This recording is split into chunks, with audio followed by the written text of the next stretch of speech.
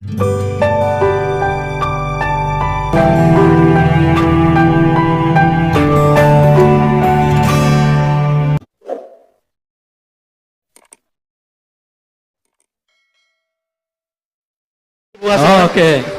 Dan kamu menggenggam salibmu. Di saat aku beribadah ke Istiqlal, namun engkau ke katedral. Di saat bioku tertulis Allah Subhanahu wa Ta'ala dan biomu tertulis Yesus Kristus. Di saat aku mengucap Assalamualaikum dan kamu mengucap Salam. Di saat aku mengeja Al-Quran dan kamu mengeja Alkitabmu. Kita berbeda saat memanggil nama Tuhan. Tentang aku yang menengadakan tangan dan kau yang melipatkan tangan saat berdoa. Aku, kamu, kita. Bukan Istiqlal dan katedral yang ditakdirkan berdiri berhadapan dengan perbedaan namun tetap harmonis. Andai saja mereka memiliki nyawa, apa tidak mungkin mereka saling mencintai dan menghormati antara satu dan yang lainnya. Terima kasih. Salam. Assalamualaikum warahmatullahi wabarakatuh. Masuk di gereja kemudian ceramah, sebenarnya kita sama. Ini berarti dia berkhianat. Sehingga seakan-akan mengesankan orang-orang Nasrani juga di atas kebenaran. Benar atau tidak? Iya. Harusnya orang Nasrani punya hak untuk kita dakwahi. Dakwahi mereka. Kalau enggak, ya enggak usah ente membuat kesan bahwasanya mereka juga di atas kebenaran. Oleh kenapa para ulama mengharamkan mengucapkan selamat Natal kepada orang-orang Nasrani? Di antara sebabnya disebut oleh para ulama mazhab. Di antara sebabnya mereka semakin yakin dengan kebenaran mereka karena Anda ikut menyelamatkan. Shalom. Sampurasun. Itu kalau diarabkan kira-kira Assalamualaikum warahmatullahi wabarakatuh. Baru kali ini Natalan di gereja gemuruhnya Waalaikumsalam. Ini patut masuk Guinness Record. Ibu bapak sekalian, selamat Natal.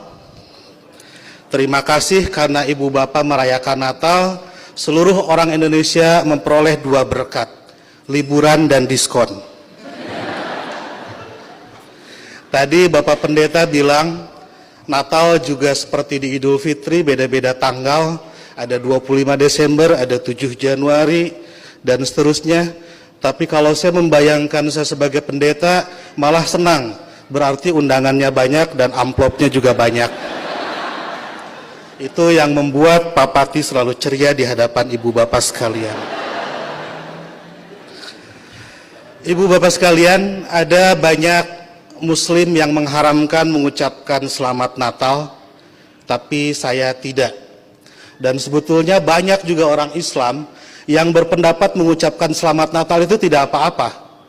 Tapi mungkin yang datang ke gereja dan langsung mengucapkan hanya sedikit, salah satu di antaranya saya. Seperti dalam Alkitab, banyak yang terpanggil tetapi sedikit yang terpilih.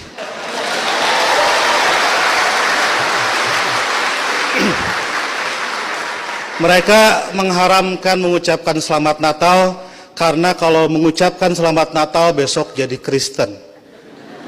Saya tiap 10 November mengucapkan selamat Hari Pahlawan, besoknya saya tidak jadi Avengers. Minggu lalu saya mengucapkan selamat menikah kepada teman saya yang hajatan, besoknya saya tidak jadi pengantin.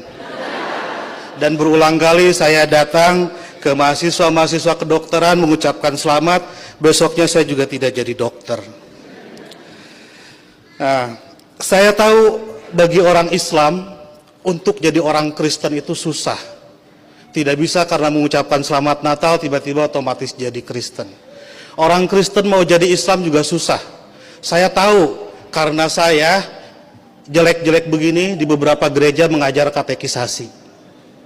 Pendetanya bilang, kenapa saya ikut ngajar katekisasi? Karena untuk menjadi Kristen yang baik harus tahu tentang Islam yang baik. Karena selamanya kita akan bertetangga. Karena kedekatan saya dengan orang-orang Kristen seperti itu, banyak teman-teman dosen saya yang bilang, saya ini agen Kristen. Saya marah, saya bilang, saya bukan agen, saya glosir. Karena agen itu produknya cuma sedikit. Nah, jadi kata Pak Pendeta, kenapa saya diundang katekisasi? Agar orang-orang Kristen tahu tentang Islam, Dan sebaliknya orang Islam juga seharusnya tahu tentang Kristen, karena ke depan kita akan terus-menerus bertetangga. Sebagai sesama tetangga, wajar dong kalau orang tetangga sedang bergembira, saya ikut bergembira. Itulah makna ucapan Selamat Natal. Saya turut bergembira terhadap saudara-saudara yang sedang bergembira di hari Natal ini. Masa nggak boleh? Itu seperti kalau ada teman saya ulang tahun, saya mengucapkan selamat ulang tahun karena dia sedang berbahagia. Dan apakah dia betul hari itu lahir, tanggal itu lahir, tahun itu lahir, saya nggak tahu karena saya tidak pernah ngecek akte kelahirannya.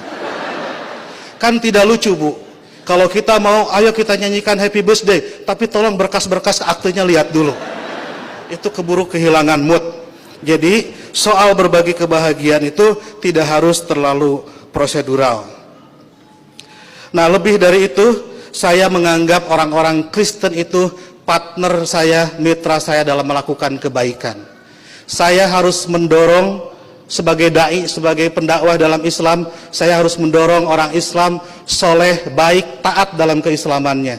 Dan saya juga harus mendorong orang-orang Kristen baik, soleh, taat dalam kekristenannya. Karena kalau masing-masing baik, tidak akan ada terjadi konflik. Jadi saya harus mendorong orang Kristen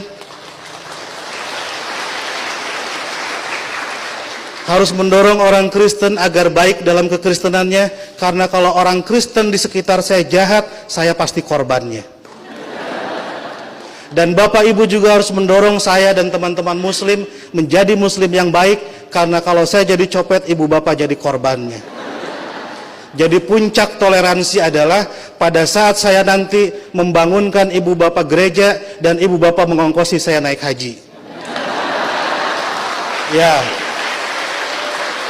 Karena satu sama lain harus mendorong dalam kebaikan. Oleh karena itu saya selalu bersedih kalau ada teman-teman Kristen gerejanya ditutup. Kalau ada teman-teman Kristen tidak boleh merayakan Natalan.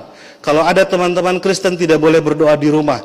Karena bukankah gereja, Natal dan berdoa adalah sarana orang Kristen untuk menjadi soleh dalam kekristenannya. Sebagaimana juga saya sebagai Muslim membutuhkan masjid, membutuhkan Idul Fitri, membutuhkan salat untuk membuat Muslim menjadi baik dalam kemuslimannya. Oleh karena itu, marilah kita sebagai sama-sama manusia mendorong satu sama lain agar baik, karena kita sama-sama diciptakan dari tanah. Kalau ada manusia yang tidak baik, mungkin dia dibikin dari tanah sengketa. Lebih dari itu, saya melihat kelahiran Kristus adalah berkah tidak hanya bagi orang Kristen, tapi juga untuk dunia. Karena dengan lahirnya Kristus, 3 miliar penduduk dunia menjadi beragama Kristen dan lebih berpotensi melakukan kebaikan dalam kekristenan itu. Dan Ibu Bapak harus juga mensyukuri kelahiran Nabi Muhammad, karena dengan lahirnya Nabi Muhammad, 2,5 miliar penduduk dunia menjadi Islam dan lebih berpeluang berbuat baik dalam keislamannya. Jadi Kristus dan Muhammad adalah mitra yang kita semua harus meneruskan itu. Saya kira yang haram itu bukan mengucapkan selamat Natal. Yang haram itu adalah mulut yang menyakiti hati sesama manusia. Sekali lagi saya ucapkan selamat Natal, selamat berbahagia. Dan agar saya tidak menyaingi pidatonya Pak Pendeta, saya akhiri. Dan sebelum saya akhiri, teman-teman santri saya bawa bunga Pak Pendeta, ingin membagikan kepada Pak Pendeta, petugas gereja dan Ibu Bapak sekalian. Tapi karena bunganya tidak banyak, yang dapat hanya sebagian, yang lain insya Allah dapat bunga bank untuk belanja Natal. Boleh bagi